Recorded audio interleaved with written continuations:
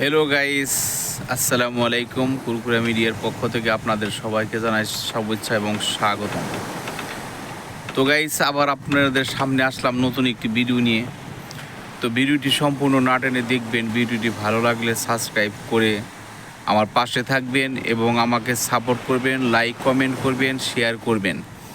তো আজকে এসেছি মূলত আমি সবসময় মালদ্বীপ সম্পর্কে কিছু তথ্য বলে থাকি। তো আপনাদের মালদ্বীপ সম্পর্কে কিছু বলবো, মালদ্বীপ ভিসা সম্পর্কে কিছু আপনাদেরকে আমি তথ্য দিব।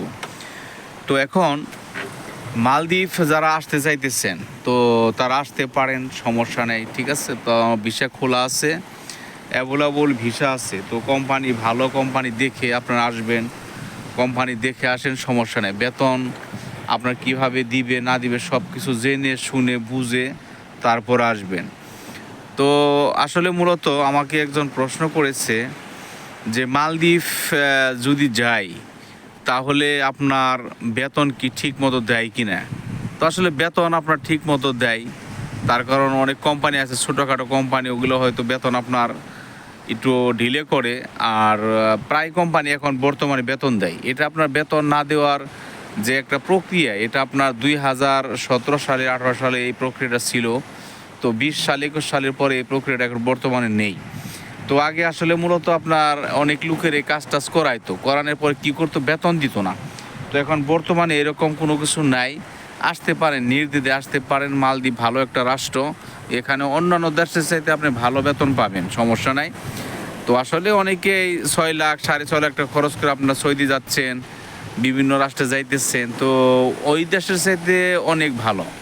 এখানে একটা লেবার সর্বনিম্ন আপনার বেতন এখন বর্তমানে পাইতেছে 40-45 এরকম বেতন পায়। তো গাইস, আবার দেখা হবে আপনাদের সাথে, ভিডিওটি সম্পূর্ণ দেখবেন। তো আপনাদের সবাইকে ধন্যবাদ।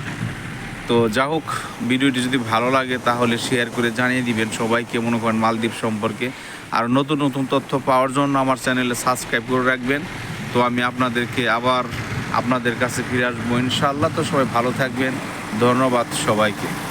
তো যা হোক, আপনারা ভিডিও সম্পূর্ণ দেখতে থাকেন।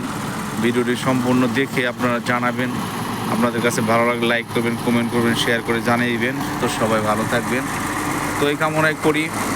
আর একটা জিনিস আরেকজন জানতে চাইছে যে মালদ্বীপ দোকানের বিষয় কেমন হবে। তো মালদ্বীপ দোকানের বিষয়ে আসতে পারেন। তো ওখানে একটু ডিউটি বেশি, আপনার বেতন তেমনটা না। তারপরে অনেকে আসে, অনেক ছায়া আছে, আপনার অনেকে থাকতে ভালোবাসে।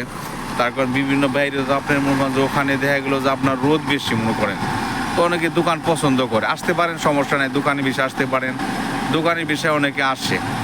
তো গাইজ, যা হোক, আপনাদের সামনে ভিডিওটি তুলে ধরলাম। ভিডিওটি আশা করি ভালো লাগবে, তো এই কামনাই করি। তো সবাই ভালো থাকবেন, সবার সাথে আবার দেখা হবে ইনশাল্লাহ, আবার কথা হবে। তো কমেন্টের মাধ্যমে সবাই জানিয়ে দিবেন ভিডিওটি কেমন লাগলো। তো গাইজ, ওকে, ধন্যবাদ সবাইকে।